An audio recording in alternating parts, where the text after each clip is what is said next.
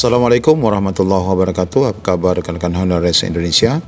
Di video kali ini kita akan menyampaikan dua informasi di mana yang pertama adalah berkaitan dengan seragam P3K yang masih terus dibahas.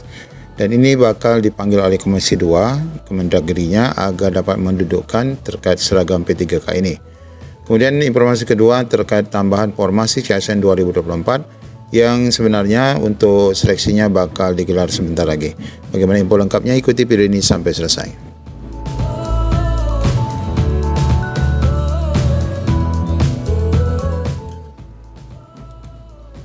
Baik rekan-rekan semua, di sini kita akan mengupdate dua informasi. Yang pertama adalah informasi berkaitan dengan daerah yang sudah mengumumkan formasi ASN 2024 yang sepertinya terus bertambah ya formasinya. Ini kita akan lihat per kabupaten kota juga provinsi yang nanti akan kita lihat di informasi kedua.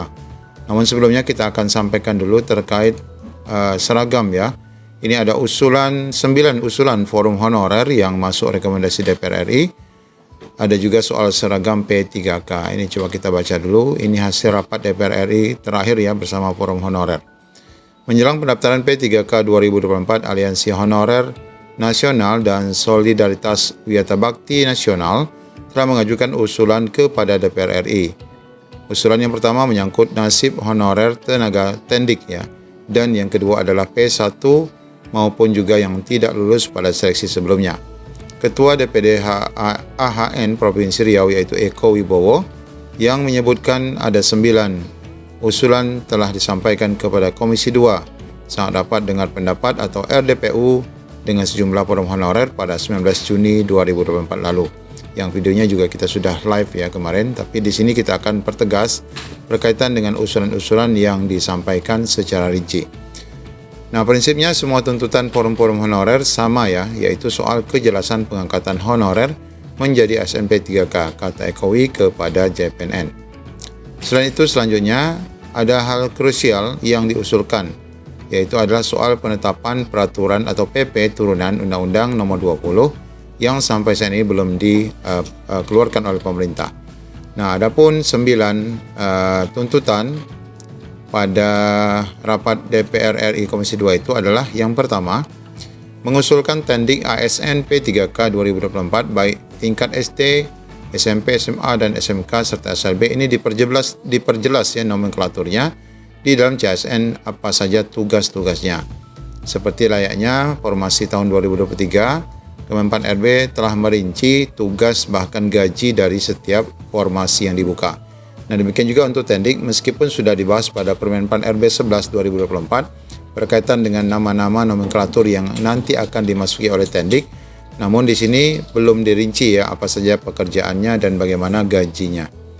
Yang kedua, ijazah tendik tingkat pendidikan dasar dan menengah itu diberlakukan mulai dari ijazah SD, SMP, SMA, SMK, serta SLB sampai dengan S1. Jadi semua jenjang ya harus diakomodir. Kemudian usulan ketiga, mengusulkan tendik di sekolah, baik pendidikan dasar maupun menengah, diangkat menjadi ASN P3K.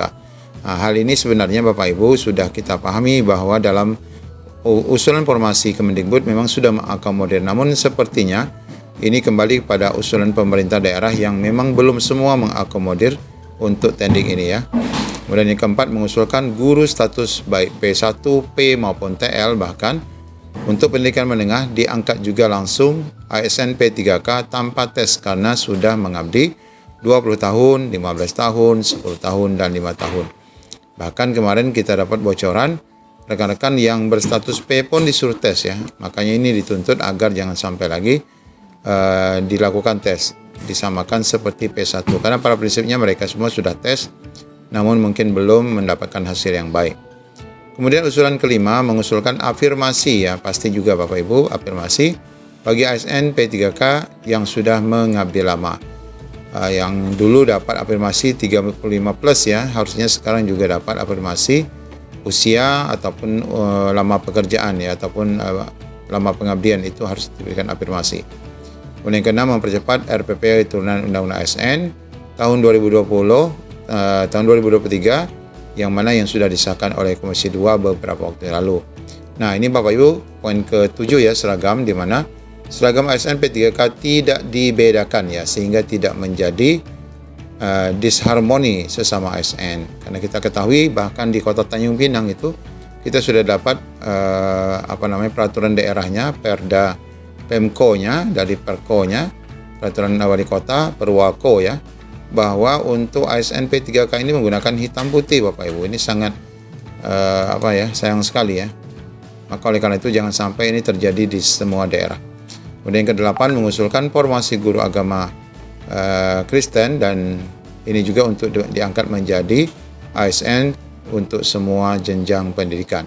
Dan yang ke-9, jabatan fungsional bisa mutasi ke jabatan struktural di kantor dinas ataupun OPD karena kompetensi guru sudah banyak yang memiliki kualifikasi S2 dan S3.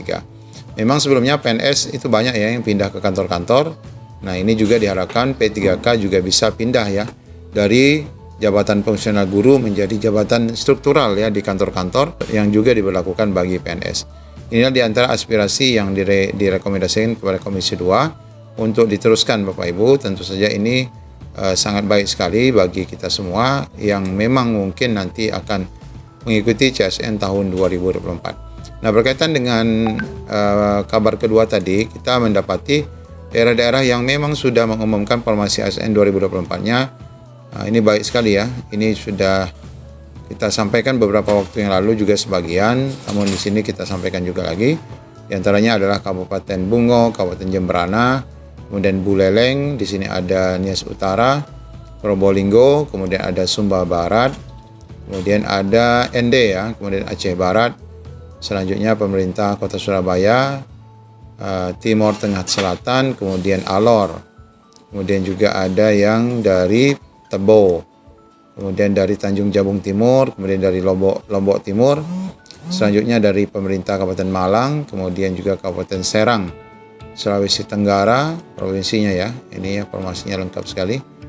Kemudian juga untuk formasi di Kota Palembang, kemudian Pontianak, Kota Pontianak, Kota Malang, kemudian Kota Bandung, Kota Blitar, kemudian ini ada Gianyar, kemudian ini ada dari Jember, Tangerang, Situbondo, kemudian ada Kota Dumai, kemudian Manggarai Barat, selanjutnya ada Bima, ada Kota Batam, kemudian ada Denpasar, ada Sorolangun, ada Sumedang, kemudian ada Konawe ya.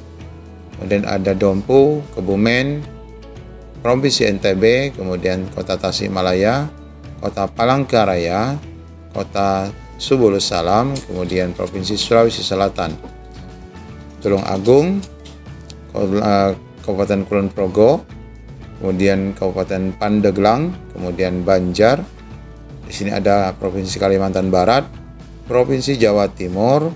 Ya, habis ya, sementara ini ada 42 ya daerah-daerah yang mungkin di sini ada daerah Bapak Ibu yang ini kita rangkum kembali meskipun kita sudah merangkum di video sebelumnya berkaitan dengan usulan formasi setiap daerah, baik itu kabupaten kota maupun provinsi. Demikian dua informasi yang dapat kami sampaikan pada video kali ini. Semoga menjadi pencerahan bagi kita semua. Assalamualaikum warahmatullahi wabarakatuh.